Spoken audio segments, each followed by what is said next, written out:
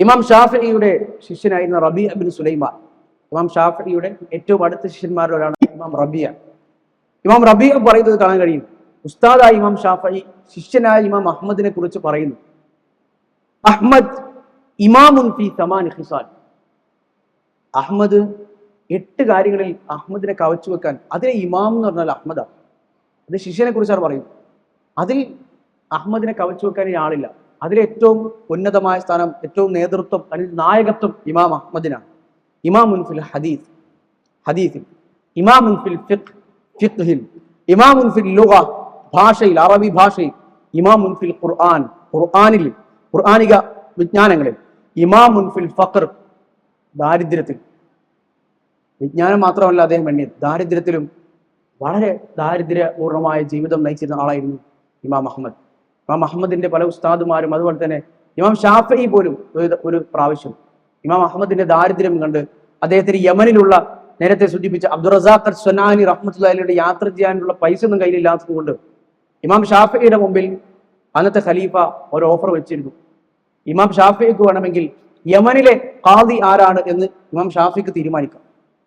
ഇമാം ഷാഫിയോട് പറഞ്ഞു, നിങ്ങൾ പറയുന്ന ആളെ, നിങ്ങൾ റെക്കമെൻഡ് ചെയ്യുന്ന, നിങ്ങൾ നോമിനേറ്റ് ചെയ്യുന്ന ആളെ യമനിയുടെ ഖാദിയാണ്. അപ്പോൾ ഇമാം ഷാഫിഈ പോലും ചരിത്രത്തിൽ റിപ്പോർട്ടിൽ കാണാം, ഒരിക്കൽ ഇമാം അഹ്മദിന്റെ ദാരിദ്ര്യാവസ്ഥ കണ്ട് ചോദിച്ചു, നിങ്ങൾക്ക് ഏതായാലും യമനിൽ പോകണം, ഞാൻ വേണമെങ്കിൽ നിങ്ങളെ യമനിന്റെ ഖാദിയാക്കാൻ വേണ്ടി ഞാൻ ശുപാർശ ചെയ്യാം. നിങ്ങൾക്ക് യമനിൽ പോകലുമായി ഒരു പൈസ ചെലവില്ല, ഭരണകൂടത്തിന്റെ ചെലവിൽ നിങ്ങൾക്ക് പോയി വരാം, നിങ്ങളുടെ ആവശ്യങ്ങൾ നടക്കുകയും ചെയ്യും, ഇമാം അബ്ദുർ റസാഖിൽ നിന്ന് പഠിക്കുകയൊക്കെ ചെയ്യാം. ഇമാം അഹ്മദ് തന്റെ ഉസ്താദിനുള്ള ബഹുമാനം അതേപടി നിലനിർത്തിക്കൊണ്ട് തന്നെ പറഞ്ഞത്, എന്നെ നിങ്ങളെങ്ങാനും ആ സ്ഥാനത്തേക്ക് നാമനിർദ്ദേശം ചെയ്താൽ ഞാൻ നിങ്ങളുടെ അടുത്ത് പിന്നെ വരില്ല എന്നാണ്. അദ്ദേഹം ആ ഭരണകൂടത്തിൽ നിന്നുള്ള പലതവണ ഭരണകൂടം നൽകുന്ന ഓഫറുകൾ അദ്ദേഹം നിരസിച്ചു എന്ന് കാണാൻ കഴിയും. അതുകൊണ്ട് തന്നെയാണ് പിന്നീട് ഫിത്നയുടെ കാലം ഉണ്ടായപ്പോൾ, ഇമാം അഹ്മദിന്റെ മിഹ്ന, ഏറ്റവും വലിയ പരീക്ഷണ കാലഘട്ടം ഉണ്ടായപ്പോൾ ഇമാം അഹ്മദിന് വളരെ സിമ്പിളായി പിടിച്ചു നിൽക്കാൻ കഴിയും. കാരണം ഇമാം അഹ്മദ് അങ്ങനെ ഒരാളിൽ നിന്നും ആനുകൂല്യങ്ങൾ കൈപ്പറ്റിയില്ല, ആവശ്യമുണ്ടായിരുന്നില്ല. ഭരണകൂടത്തിൽ നിന്ന് ഒരു പണ്ഡിതൻ ആനുകൂല്യങ്ങൾ കൈപ്പറ്റുന്നത് ഇസ്ലാമിൽ നിഷിദ്ധമൊന്നുമല്ല.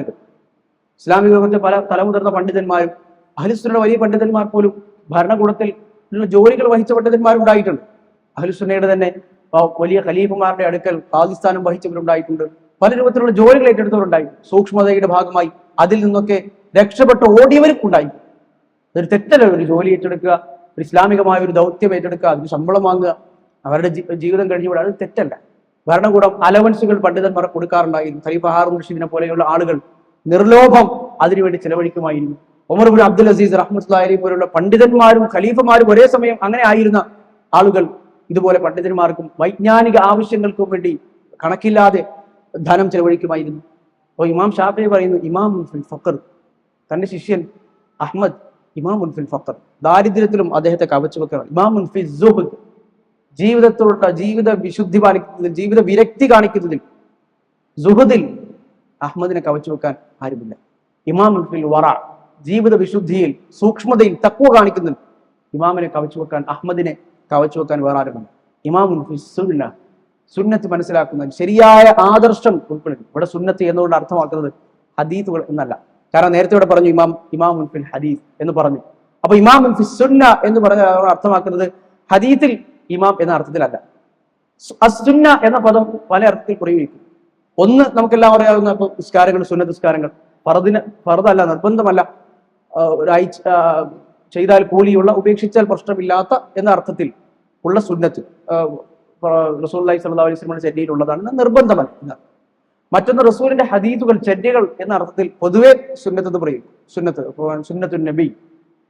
എന്നാൽ ഇസ്ലാമിക ചരിത്രത്തിലും ഇസ്ലാമിക അഖീദയിലുമൊക്കെ ആദ്യകാലത്ത് അസുന്ന എന്ന പദം പ്രയോഗിച്ചിരുന്നത് മൊത്തം ഇസ്ലാമിന്റെ അഖീദ എന്ന അർത്ഥത്തിലാണ്. മൊത്തം ഇസ്ലാമിന്റെ അഖീദ. അതുകൊണ്ടാണ് അഹ്ലു സുന്നത്തി വൽ ജമാഅ എന്ന് പറഞ്ഞത്. അഹ്ലു സുന്ന എന്ന് പറഞ്ഞാൽ, ആ സുന്ന എന്ന് പറഞ്ഞാൽ സുന്നത്ത് മാത്രം, ഖുർആൻ ഇല്ലാത്തവരെന്നാണ് അല്ല. അവിടെ സുന്നത്തിന്റെ അർത്ഥം ഇസ്ലാമിന്റെ ശരിയായ അഖീദ. എന്താണോ ഇസ്ലാം അത്.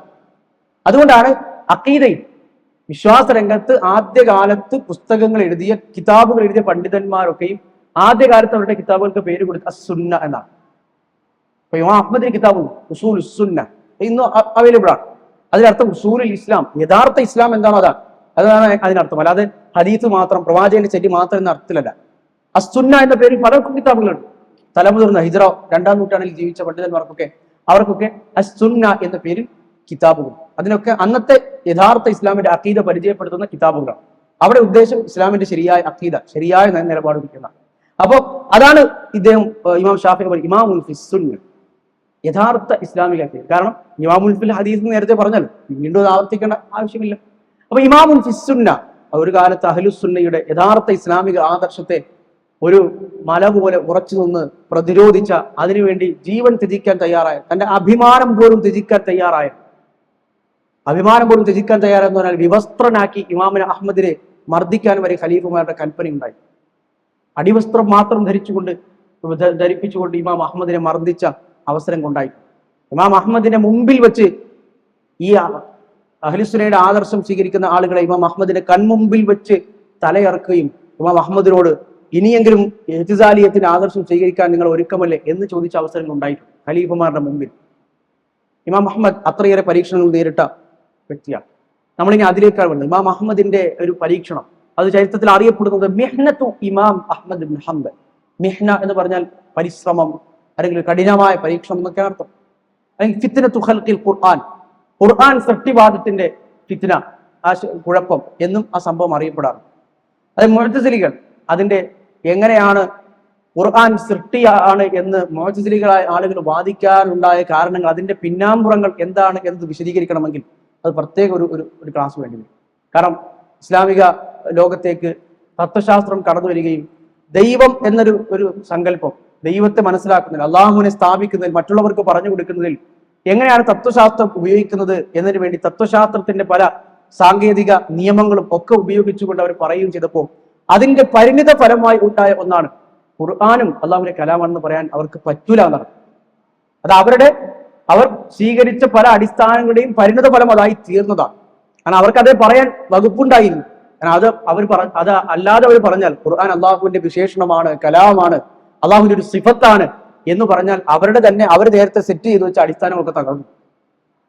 അപ്പൊ അന്ന് മുഅ്തസിലികൾ പറയേണ്ടുന്നു ഖുർആൻ അള്ളാഹുവിന്റെ സൃഷ്ടിയല്ല, ഏറ്റവും ചുരുക്കത്തിൽ ഖുർആൻ അള്ളാഹുവിന്റെ സൃഷ്ടിയാണ്. ഏറ്റവും ചുരുക്കത്തിൽ പറയുകയാണെങ്കിൽ അവരുടെ ഒരു വാദം ഖുർആൻ അള്ളാഹുവിന്റെ സിഫത്താണ് എന്ന് പറഞ്ഞാൽ, അള്ളാഹുവിന് ദൈവത്തിന് പടച്ചവനൊരു സിഫത്ത് ഉണ്ട് എങ്കിൽ ആ സിഫത്ത് പണ്ട് മുതലേ ഉണ്ടാകണം അള്ളാഹുവിന്റെ കലാം എന്നുള്ള സിഫത്ത്. അപ്പൊ അത് പുതുതായി ഉണ്ടായി കഴിഞ്ഞാൽ, ഇതുവരെ കലാം സിഫത്ത് ഇല്ലായിരുന്നു, പുതുതായിട്ടാണ് ഉണ്ടായതെങ്കിൽ പിന്നെ അള്ളാഹു യോഗ്യനല്ലോ, കാരണം നേരത്തെ ഇല്ല, പിന്നെ ഉണ്ടായി.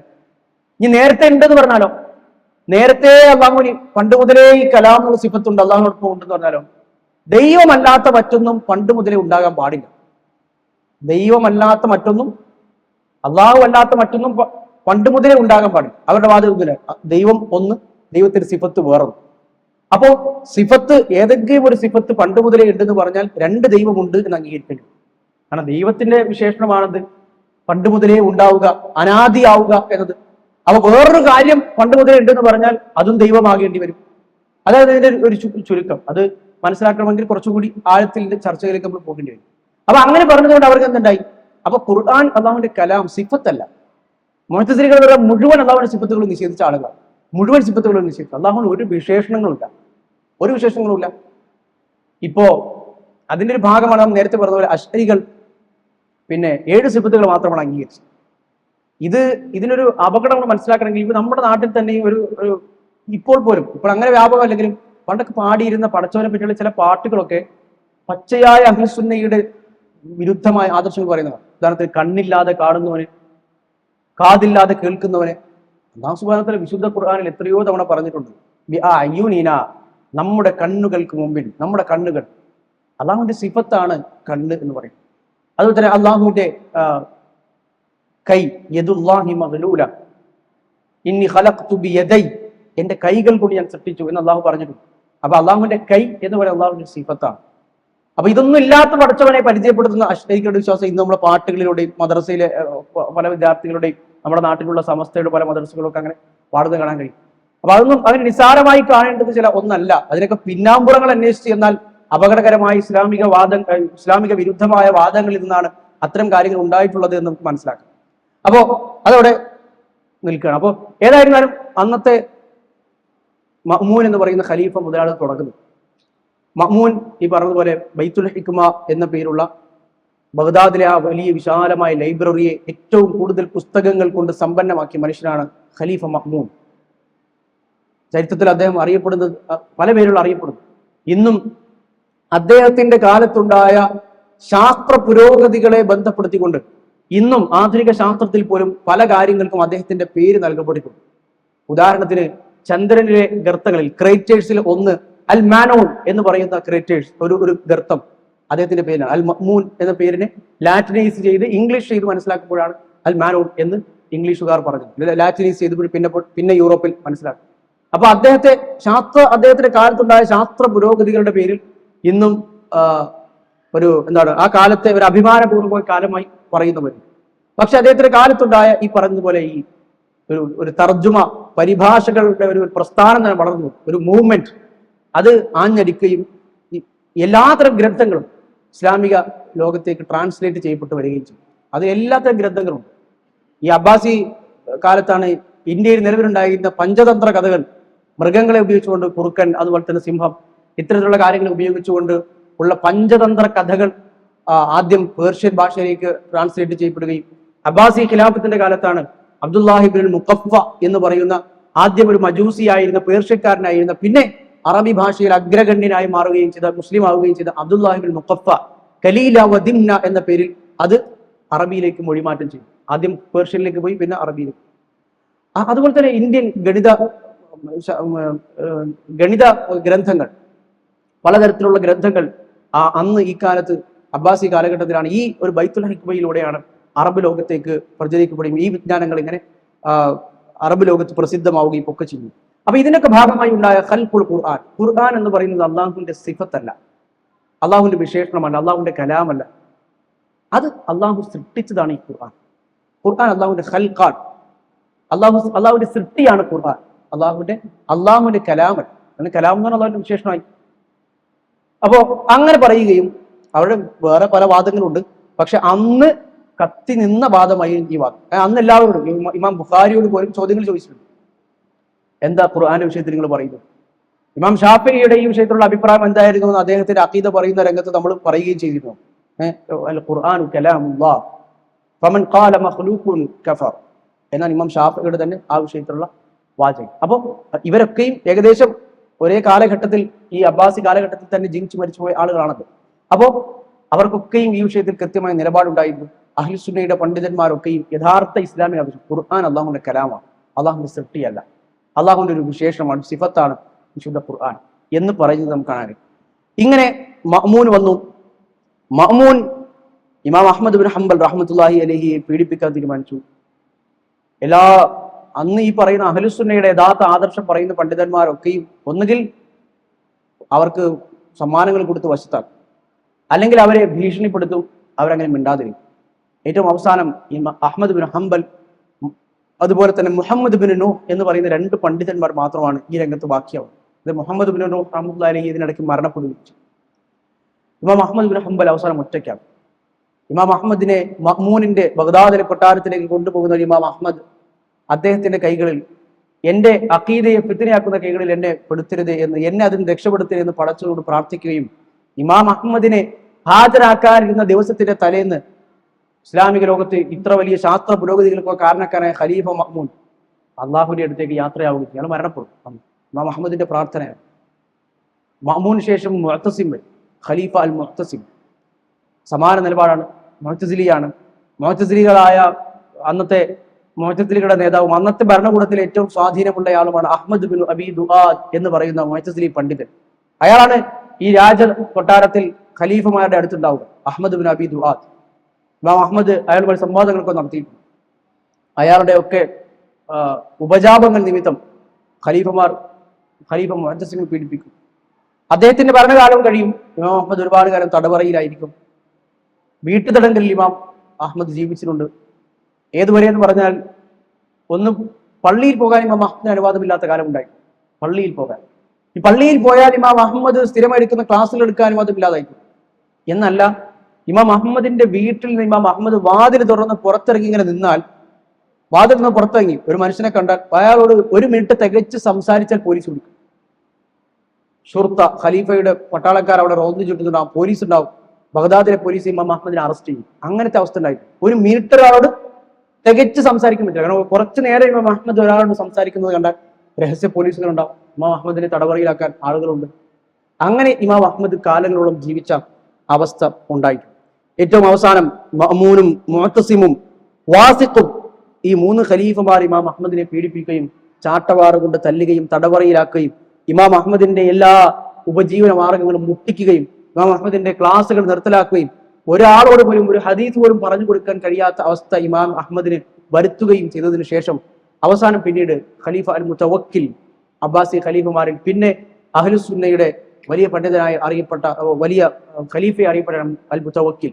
കാരണം ഇസ്ലാമിക ലോകത്ത് ആഞ്ഞടിച്ച, നേരത്തെ പറഞ്ഞ ഇമാം ഷാഫിയും ഇമാം ബുഖാരിയും ഇമാം അഹമ്മദും ഒക്കെ ജീവിച്ച ആ കാലഘട്ടത്തിൽ ഉണ്ടായ ഈ 3 ഖലീഫമാരുടെ കാലഘട്ടത്തിൽ ആഞ്ഞടിച്ച ഈ ഫിത്നയുടെ കാറ്റിനെ അവസാനിപ്പിച്ചത് ഇവർക്ക് ശേഷം വന്ന ഖലീഫ മുതവക്കിലാണ്. അതുകൊണ്ട് തന്നെ ചരിത്രത്തിൽ അദ്ദേഹത്തെ അഹ്ലുസുന്നയുടെ സേവനം ചെയ്ത വലിയ ആളുകളിൽ ഉമർ ഇബ്നു അബ്ദുൽ അസീസിനെ പോലെ അങ്ങനെ പല പണ്ഡിതന്മാരും എണ്ണിയിട്ടുണ്ട്. ഖലീഫ അൽ മുതവക്കിൽ അലല്ലാഹ്, അദ്ദേഹം അഹ്ലുസുന്നയുടെ യഥാർത്ഥ ആദർശത്തിലുള്ള ഖലീഫയായിരുന്നു. ഇമാം അഹമ്മദിനെ പിന്നീട് വളരെയധികം ആദരിക്കുന്ന ഒരു വ്യക്തിയുടെ ഖലീഫ മുതവക്കിൽ. സാമുറായിലെ കൊട്ടാരത്തിലേക്ക് ഇമാം അഹമ്മദിനെ അദ്ദേഹം ആദരവോടുകൂടി അദ്ദേഹം ക്ഷണിക്കുകയും വിളിച്ചു വരുത്തുകയും വലിയ പ്രാധാന്യത്തോടെ ഇമാം അഹമ്മദിനെ പരിഗണിക്കുകയും ചെയ്തിട്ടുണ്ട്. അദ്ദേഹത്തിന്റെ വിലക്കുകളൊക്കെ നീക്കുകയും പിന്നീട് ബഗ്ദാദിലെ പള്ളിയിൽ ഇമാം അഹമ്മദിന്റെ ക്ലാസ് പുനഃസ്ഥാപിക്കും ഒക്കെ ചെയ്തിട്ടുണ്ട് ഖലീഫ മുതവക്കിൽ. അപ്പൊ 3 ഖലീഫമാരുടെ ഭരണകാലം ഏകദേശം 20 കൊല്ലത്തോളം എന്ന് വേണമെങ്കിൽ നമുക്ക് പറയാം ആ ഒരു ഭരണകാലം നീണ്ടുന്നു. പക്ഷെ 20 കൊല്ലത്തോളം ആ ഫിത്ന നീണ്ടുന്നില്ല. അതിലൊരു ഏറ്റവും പ്രധാനപ്പെട്ട കുറച്ച് സമയത്തേക്കാണ്, കുറച്ച് വർഷങ്ങൾക്ക് ആണ് ഈ ഫിത്ന ഇങ്ങനെ വ്യാപകമായി ഇമാം അഹമ്മദിന് ഇത്തരം പരീക്ഷണങ്ങളൊക്കെ നേരിടേണ്ടി വരികയും ചെയ്തിട്ടുള്ളത്. അത് ഒരു തവണ ഖലീഫയുടെ മുമ്പിൽ ഇമാം അഹമ്മദിനെ ഹാജരാക്കുകയും ഇമാം അഹമ്മദിന്റെ മുമ്പിൽ വെച്ച് നമ്മൾ നേരത്തെ പറഞ്ഞ പോലെ 2 ആളുകളുടെ തല വെട്ടി. കാണാൻ വേണ്ടി തന്നെ വെട്ടിയതാണ് കൊണ്ടുവന്ന്. കാരണം അത് കണ്ടെങ്കിലും ഇമാം അഹമ്മദ് പിന്മാറിയാണ്. ഇമാം അഹമ്മദ് എങ്ങാനും പിന്മാറിക്കഴിഞ്ഞാൽ അന്ന് സാധാരണ ഒരു ജനങ്ങളെ സംബന്ധിച്ചിടത്തോളം ആളുകളുടെ അഖീദയും മാറി എന്ന് കൂട്ടിയാൽ മതി. കാരണം ആളുകൾ അത്രയും ആദരിക്കുകയും ബഹുമാനിക്കുകയും ചെയ്യുന്ന അഹ്ലുസുന്നയുടെ പണ്ഡിതൻ അറിയപ്പെടുന്നതാണ് ഇമാം അഹമ്മദ്. ഇമാം അഹമ്മദ് ആളുകൾക്കൊക്കെ അറിയാമല്ലോ, സാധാരണ പൊതുജനങ്ങൾക്ക് അഹ്ലുസുന്നയിൽപ്പെട്ട ആളുകൾക്ക് അറിയാം. പല പണ്ഡിതന്മാരും ഒരുപക്ഷെ ഈ ഭരണകൂടത്തിന്റെ ഭീഷണി കാരണമായിരിക്കാം ഇങ്ങനെ പറയുന്നത്. അപ്പൊ ഇമാം അഹമ്മദ് കൂടി മാറ്റി പറഞ്ഞാൽ പിന്നെ ഇസ്ലാമിക ലോകത്ത് നമ്മൾ ഇന്ന് ഒന്ന് ആലോചിച്ചു കഴിഞ്ഞാൽ ഒരു വലിയൊരു ഭീകരമായ ഒരു അവസ്ഥയായിരിക്കും അന്ന് ഉണ്ടാകാൻ സാധ്യത ഉണ്ടാകും. കാരണം ഇസ്ലാമിക ലോകം മുഴുവനായി മുഅ്തസിലികൾ കൈയടക്കുന്ന ഒരു സ്ഥിതി ഉണ്ടായിരുന്നു. ഇമാം അഹമ്മദ് എന്ന ഒറ്റ മനുഷ്യൻ അന്ന് പറഞ്ഞിരുന്നു എങ്കിൽ പലരും അദ്ദേഹത്തോട് സൂചിപ്പിക്കുന്നത് നമുക്ക് കാണാൻ കഴിയും. നിങ്ങളത് പറയണം. അതുപോലെ തന്നെ മുഹമ്മദ് ബിൻ നൂഹ് റഹ്മത്തുള്ളാഹി അലൈഹി അദ്ദേഹം കൂടെ ഉണ്ടായിരുന്ന ഒരു പണ്ഡിതൻ, അദ്ദേഹം മരണപ്പെട്ടു. ഒറ്റക്കായപ്പോൾ പലരും അദ്ദേഹത്തോട് സൂചിപ്പിക്കുന്നത് കാണാൻ കഴിയും. ഇമാം അഹമ്മദിനോട് ഈ സന്ദർഭത്തിൽ പോലും, ഖലീഫമാർ പീഡിപ്പിക്കുന്ന സന്ദർഭത്തിൽ പോലും പലരും ചോദിച്ചിട്ടുണ്ട്, അഹ്മദ്, നിങ്ങൾക്ക് വേണ്ടി വാളെടുക്കാൻ തയ്യാറായ ഒരു ജനസമൂഹം ഇപ്പുറത്തുണ്ട്. നിങ്ങൾ പറഞ്ഞാൽ ഖലീഫക്കെതിരെ പോരാടാൻ, ഇസ്ലാമിക സാമ്രാജ്യത്തിന്റെ ഖിലാഫത്തിനെതിരെ പോരാടാൻ തയ്യാറായി വാൾത്തലപ്പുകൾ റെഡിയാക്കി നിൽക്കുന്ന ആളുകളും തടവറയായിരിക്കും ഇമാം അഹമ്മദിനോട് പറഞ്ഞതാണ്. പക്ഷെ ഇമാം അഹമ്മദ് അപ്പോഴും അഹ്ലുസുന്നയുടെ യഥാർത്ഥ പാതയിൽ നിന്ന് വ്യതിചരിച്ചില്ല എന്നുള്ളതാണ്. ഇസ്ലാമിക ലോകത്ത് ഒരു ഖലീഫയായി ഒരാൾ തിരഞ്ഞെടുക്കപ്പെട്ടാൽ പിന്നെ ആ ഇസ്ലാമിക നേതൃത്വത്തിനെതിരെ എന്ത് പ്രശ്നമുണ്ടായാലും ഇറങ്ങി പുറപ്പെടാൻ പാടില്ല എന്ന ഖവാരിജികൾക്ക് വിരുദ്ധമായ ഇസ്ലാമിക ആദർശത്തെ അപ്പോഴും മുറുകെ പിടിച്ചാണ് ഇമാം അഹ്മദ് ബിൻ ഹംബൽ. പലരും ഇമാം അഹ്മദിന്റെ നിലപാടുകളെ തെറ്റിദ്ധരിക്കാറുണ്ട്. ഖലീഫമാർക്കെതിരെ, ഇസ്ലാമിക നേതൃത്വത്തിനെതിരെ, ഇസ്ലാമിക ലോകത്ത് ഏതെങ്കിലും വിധത്തിൽ അധികാരം കിട്ടിയ, ഖലീഫയായി മാറിയ, അല്ലെങ്കിൽ ഇസ്ലാമിക ലോകത്തെ രാജാവായി മാറിയ, ഇസ്ലാമിക ഭരണാധികാരം കിട്ടിയ ഒരാൾക്കെതിരെ ഇത്തരത്തിലുള്ള പ്രശ്നങ്ങൾ പറഞ്ഞുകൊണ്ട് ഇറങ്ങി പുറപ്പെടാൻ പാടില്ല എന്ന ഇസ്ലാമിക അടിസ്ഥാന തത്വമാണല്ലോ. അതിന് വിരുദ്ധമായി പറയുന്നത് ഖവാരിജികളാണ്. അങ്ങനെ ഇറങ്ങി പുറപ്പെടുകയും വിപ്ലവം നയിക്കുകയും അവസാനം ഇസ്ലാമിക ലോകം ആകെ താറുമാറാവുകയും ശത്രുക്കൾ ഇസ്ലാമിനുള്ളിലേക്ക് പ്രവേശിക്കുകയും ചെയ്ത സന്ദർഭങ്ങൾ ഇസ്ലാമിൽ നിരവധിയാണ്. മുസ്ലിം സമൂഹം അധികവും തകർന്നത് പുറത്തു നിന്നുള്ള ആക്രമണങ്ങൾ കൊണ്ടല്ലല്ലോ. പുറത്തു നിന്നുള്ള ആക്രമണങ്ങൾക്ക് മുൻപ് അകത്തു നിന്നുള്ള ആക്രമണം ഉണ്ടായപ്പോഴാണ്. ഹിജറ 656 അബ്ബാസികൾ തകർന്നു. ബഗ്ദാദ് പട്ടണം ചെങ്കിസ് ഖാന്റെ പേരക്കുട്ടി ഹുലാക്കു ഖാൻ വന്ന് തകർത്ത് തരിപ്പണമാക്കുന്നു. ബൈത്തുൽ ഹിക്മയിലെ ലക്ഷക്കണക്കിന് പുസ്തകങ്ങൾ ദജ്ല നദിയിൽ, ടൈഗ്രീസ് നദിയിൽ ഒഴുക്കുമ്പോൾ ടൈഗ്രീസ് നദിയിലെ വെള്ളം മഷി കൊണ്ട്, ഈ പുസ്തകങ്ങളിൽ നിന്ന് വന്ന മഷി കൊണ്ട് കറുപ്പ് നിറമായി മാറിയപ്പോൾ അന്ന് മുസ്ലിം ലോകത്തെ ഖലീഫയെ തെരഞ്ഞു പിടിച്ചു കൊല്ലാൻ മംഗോളികൾ പരിശ്രമിച്ചപ്പോൾ അന്ന് അവരാദ്യമായി ഇസ്ലാമിക ലോകത്തേക്ക്, ഇസ്ലാമിക ഖിലാഫത്തിനെ തകർത്തതും ഇസ്ലാമിക പട്ടണങ്ങൾ ഉൾക്കൊള്ളുന്ന സ്ഥലങ്ങളൊക്കെ കീഴടക്കി കിരാതമായ നടപടികൾ അഴിച്ചുവിട്ടതും അവരുടെ മാത്രം ആക്രമണം കൊണ്ടായിരുന്നില്ല. അബ്ബാസി ഖിലാഫത്തിലെ മന്ത്രിയായിരുന്ന ഷീഇയായിരുന്ന ഒരാളുടെ കത്ത് ആദ്യം അങ്ങോട്ട് പോയിട്ടാണ് അവർ ഇസ്ലാമിക സാമ്രാജ്യത്തിന് ഉള്ളിലേക്ക് പ്രവേശിച്ചത്. എവിടെയൊക്കെ ഇസ്ലാമിക സമൂഹം തകർന്നോ അവിടെയൊക്കെ ഇസ്ലാമിനുള്ളിലെ ഇങ്ങനെ ചില കറുത്ത ആടുകൾ പരിശ്രമിച്ചതുകൊണ്ടാണ് ഇത് നമുക്ക് കാണാൻ കഴിയും. അല്ലാതെ പുറത്തുനിന്നുള്ള ആക്രമണം കൊണ്ടല്ല ഇസ്ലാമിക സമൂഹം അധികം തകർന്നത്. കാരണം ഉള്ളിൽ കെട്ടുറപ്പുണ്ട് എങ്കിൽ ഏതിനും ചെറുത്തു നിൽക്കാൻ കഴിയും. അപ്പൊ അതിനെ നശിപ്പിക്കുന്ന, ഈ ഉമ്മത്തിന്റെ ഐക്യത്തെ നശിപ്പിക്കുന്ന, ഇമ്മത്ത് സമാധാനപരമായി ആളുകൾ ജീവിക്കുന്ന ആളുകൾക്ക് സമാധാനപരമായി ഒരു അമ്നോടുകൂടി സലാമത്തോട് ജീവിക്കാൻ കഴിയുന്നത് അത് ഖലീഫ എത്ര അയാളുടെ വ്യക്തി ജീവിതത്തിൽ എത്ര തന്നെ തെറ്റുകൾ ചെയ്താലും അയാൾ വ്യക്തമായ കുഫർ ചെയ്യാത്തടത്തോളം കാലം, അയാൾ മുസ്ലിങ്ങളുടെ ഖലീഫയായിരിക്കുന്നിടത്തോളം കാലം അയാളെ അനുസരിക്കുകയും കേൾക്കുകയും അയാളുടെ പിന്നിൽ നിസ്കരിക്കുകയും അയാൾ ജിഹാദിനംഗം പറഞ്ഞാൽ ജിഹാദ് ചെയ്യുകയും അയാൾ ഹജ്ജിന് അമീറായി കഴിഞ്ഞാൽ അയാളുടെ പിറകെ ഹജ്ജ് ചെയ്യൽ ഒക്കെ ഒരു മുസ്ലിമിന് നിർബന്ധമാണ്. അത് അഹ്ലുസുന്നയുടെ അടിസ്ഥാന അഖീദയാണ്. റസൂലുള്ളാഹി സ്വല്ലല്ലാഹു അലൈഹി വസല്ലമയുടെ വ്യക്തമായ ഹദീസുകൾ അതിൽ നമുക്ക് കാണാൻ പറയുന്നത്, നിന്നെ ഭരണാധികാരി നിന്നോട് അനീതി ചെയ്താലും അക്രമം ചെയ്താലും അന്യായമായി നിന്റെ സമ്പത്ത് പിടിച്ചെടുത്താലും അയാൾക്കെതിരെ വിപ്ലവം നയിക്കാൻ നിനക്ക് അനുവാദമില്ല. നിങ്ങൾ എന്റെ കാലഘട്ടത്തിന് ശേഷം, ഈ തലമുറയ്ക്ക് ശേഷം പിന്നീട് സ്വഹാബിമാരോട് റസൂലുള്ളാഹി സ്വല്ലല്ലാഹു അലൈഹി വസല്ലം പറഞ്ഞു, ചില ആളുകളെ ചില ഭരണാധികാരികളെ നിങ്ങൾ കണ്ടുമുട്ടും. അസറ എന്ന് പറഞ്ഞാൽ സമ്പത്ത്, ജനങ്ങളുടെ സമ്പത്ത് അവരുടേതാക്കി മാറ്റി പൊതു സമ്പത്ത് സ്വന്തമാക്കി ഉപയോഗിക്കുന്ന ഭരണാധികാരികളാണ്. പക്ഷെ അവരോട് റസൂലുള്ളാഹി സ്വല്ലല്ലാഹു അലൈഹി വസല്ലം അവർക്കെതിരെ ഇറങ്ങി പുറപ്പെടാൻ അതൊന്നും ന്യായമല്ല, കാരണമല്ല. അവർക്കെതിരെ ഖുറൂജ് നടത്താൻ അത് ന്യായമല്ല, അത് ഇതല്ല. ഇസ്ലാമിക ലോകത്ത് കൃത്യമായി റസൂലുള്ളാഹി സ്വല്ലല്ലാഹു അലൈഹി വസല്ലമയുടെ സ്വഹീഹായ ഹദീസുകളിൽ സ്ഥിരപ്പെട്ട ഒന്നാണ്. അഹ്ലുസുന്നയുടെ അഖീദ കൂടിയാണ്. ഇമാം അഹ്മദിനോട് പീഡനം നടത്തുന്ന, ഇമാം അഹ്മദിനെ ചാട്ടവാർ കൊണ്ടടിക്കുന്ന, മുമ്പിൽ തലവെട്ടി ഭീഷണിപ്പെടുത്തുന്ന ഖലീഫ രംഗങ്ങൾ ചരിത്രത്തിൽ ഉദ്ധരിക്കപ്പെട്ടിട്ടുണ്ട്. അപ്പോഴും ഇമാം അഹ്മദ് ആ ഖലീഫയുടെ മുമ്പിൽ പറയുന്നത്, ഏതാ നീ? അല്ലയോ മഅ്മൂൻ എന്നല്ല, അല്ലയോ അമീറുൽ മുഅ്മിനീൻ എന്നാണ് ഇമാം അഹ്മദ് അഭിസംബോധന ചെയ്തത്. ഇസ്ലാമിക നേതൃത്വത്തോടുള്ള ബഹുമാനവും ആദരവുമാണ്. അത് എത്ര തന്നെ അവരിൽ നിന്ന് പ്രശ്നങ്ങൾ ഉണ്ടായിക്കഴിഞ്ഞാൽ വ്യക്തമായി അവർ കുഫർ ചെയ്യുന്നു, അവർ അള്ളാഹുവിന് വിരുദ്ധമായി അള്ളാഹുവിനെ ധിക്കരിക്കാൻ കൽപ്പിക്കാത്തിടത്തോളം കാലം അവരെ ബാക്കിയുള്ള വിഷയങ്ങൾ അനുസരിക്കാൻ നിർബന്ധമാണ്. അമീർ മുഅ്മിൻ എന്നാണ് ഇമാം അഹ്മദ് അന്ന് ഖലീഫമാരെ അഭിസംബോധന. ആ ഒരു വലിയ പാഠം ഇമാം അഹ്മദിന്റെ ജീവിതത്തിൽ നമുക്ക് കിട്ടുന്ന മറ്റൊരു വലിയ പാഠം.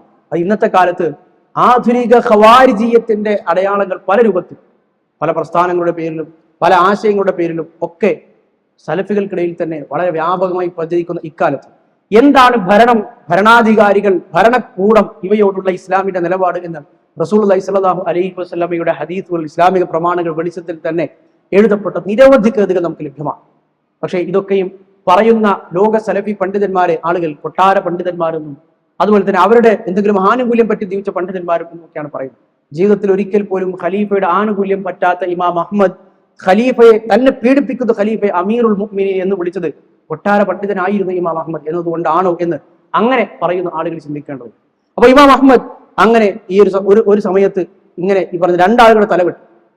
അപ്പൊ ഇമാം അഹ്മദ് പീഡിപ്പിക്കപ്പെട്ട് ചങ്ങലക്കിട്ട് ഇമാം അഹ്മദിനെ അനങ്ങാൻ പോലും അനുവദിക്കാതെ ചാട്ടവരണ്ടടിച്ച് തന്റെ ശരീരം മുഴുവൻ ചാട്ടയുടെ പാടുകളുമായി ജീവിക്കണം ഇമാം അഹ്മദ്. അപ്പൊ ഇമാം അഹ്മദ് നോക്കുമ്പോൾ അന്ന് ഖലീഫയുടെ സദസ്സിൽ കുറച്ച് ഇമാം ഷാഫിയുടെ മദ്ഹബിൽപ്പെട്ട ഷാഫി മദ്ഹബുകാരെ, ഇമാം ഷാഫിയുടെ ശിഷ്യ പരമ്പരയിൽപ്പെട്ട ആളുകളുണ്ട്. ഇമാം അഹ്മദ് എന്ന മനുഷ്യന്റെ അറിവിനോടുള്ള അടങ്ങാത്ത ദാഹം വ്യക്തമാകുന്ന അവിടെയാണ്. ഇതിങ്ങനെ ചാട്ടവരണ്ട് അടിച്ചു നിൽക്കുന്ന രണ്ടാളുകളെ തലവെട്ടി നിൽക്കുന്ന ഒരു മനുഷ്യനെ പേടിക്കാനും ആ മനുഷ്യനെ ഭ്രാന്ത് പിടിക്കാനും ഇങ്ങനെ ഒരു സന്ദർഭം മതിയല്ലോ. ഇമാം അഹ്മദ് ഈ പറയുന്ന ആളുകൾ ഈ ഇമാം ഷാഫിയുടെ ശിഷ്യ പരമ്പരയിൽപ്പെട്ട ആള് അസ്ഹാബു ഷാഫി ഈ ആളുകളെ കണ്ടപ്പോൾ ഇമാം അഹ്മദ് ചോദിച്ചു,